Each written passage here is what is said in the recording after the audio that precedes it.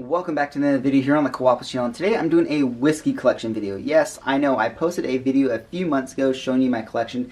However, I've added some more shelves for more capacity and I moved a lot more bottles around. So let's get into it and show you my bottles. So here are all my whiskey shelves. I have 5 IKEA Billy bookcases and I have 1 half-size IKEA Billy bookcase. So as you'll notice, I've added LED light strips to each and every shelf. There's actually 2 light strips. There's a white LED and then there's an RGB that's all controlled via Alexa. Also, I have light strips on the top that are all controllable. I can change the color, the brightness, and all that kind of fun stuff. So now let's talk about how my bottles are actually all organized. So you'll look up here to the left, and it first starts off with Australia because everything is actually in alphabetical order. First starting off by the country of origin, then the brand, then the individual bottling. So now let's talk about all my whiskey that I have. So now let's look at my very first shelf. I only have 3 bottles from Australia, and that is actually Starward. I first have Nova, Sierra, and Twofold. All great stuff. I highly recommend you guys pick up a bottle if you find it, and it's actually for a great price as well. Then I only have 1 bottle from Canada, which is actually Crown Royal, because Canada likes to keep all their good stuff, and I haven't really picked up much Canadian whiskey. So now let's move on to Irish whiskey. As you will notice, I have 2 different bottles of Jameson.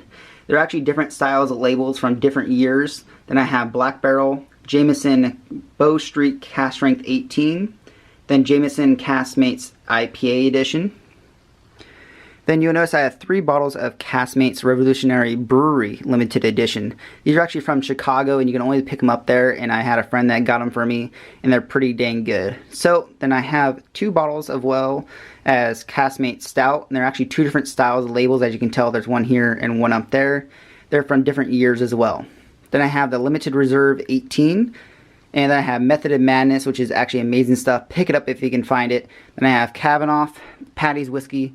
And as we move down, I have Proper 12 because Conor McGregor is a badass because he's really cool, I guess, but that's just my preference.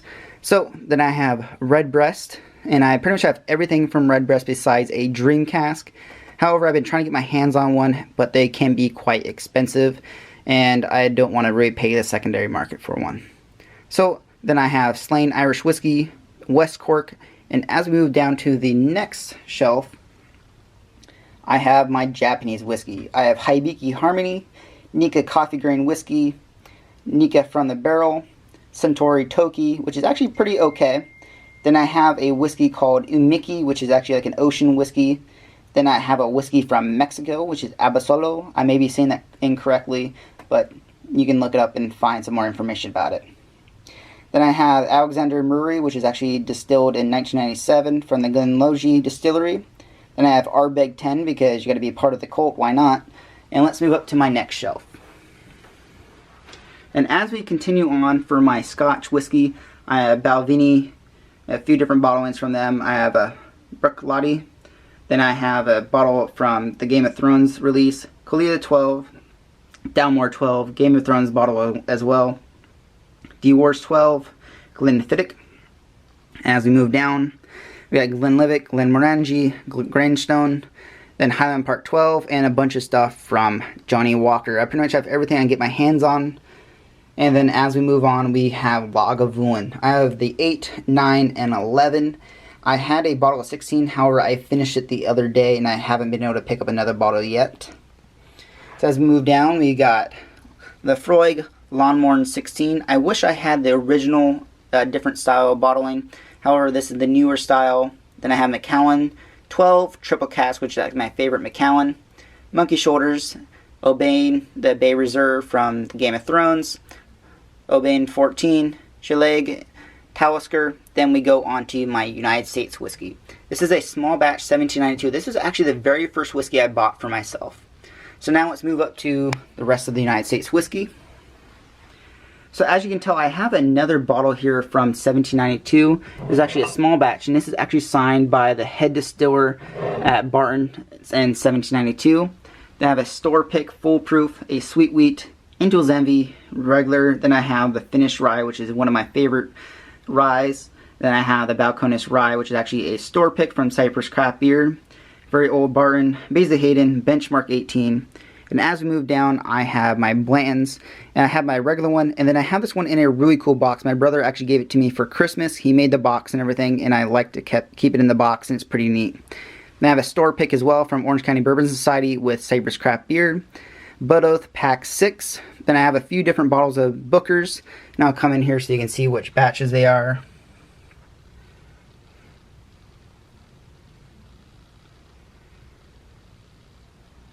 So now let's move down to Buffalo Trace. Here I have a regular bottle of Buffalo Trace, and I have a Orange County Bourbon Society and Cypress Craft Beer pick. Then I have all 3 bottles of kosher whiskey that I have not opened yet. Then Bullet Bourbon, and then I have Cat's Eye Distillery. A lot of the stuff from Cat's Eye is amazing. This is the light whiskey that I really like that was finished in a port cask. And then let's keep moving down. Then we have a few of the light whiskeys, and some of them are actually at Hazmat, which is pretty neat as well. Then I have Eagle Rare, then Eagle Rare 17. Then I have Crowded Barrel Distillery, Eleanor. And actually I have the Jerkin Barrel, which is actually really interesting and a lot different of a finish. And this is a front label 12. And then let's move up to the rest of my Elijah Craig.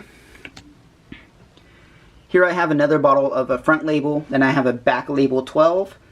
Elijah Craig Single Barrel 18. A regular bottle of Elijah Craig. And I have a backup one right there. And I have a bunch of different barrel proofs as well with different batches that I have. I know I have a lot of them. I have another store pick from Cypress Craft Beer. It's a pretty neat whiskey where it says, Sam says drink more whiskey. Sam is a great guy over there. If you're local to Southern California, I highly recommend you go check out his store. Then we have the newest release, which I actually have the barrel over here in my whiskey room. I actually have a case of it actually in the other room where I have a backup so I can be drinking this for a long time because this is one of my favorite picks so far.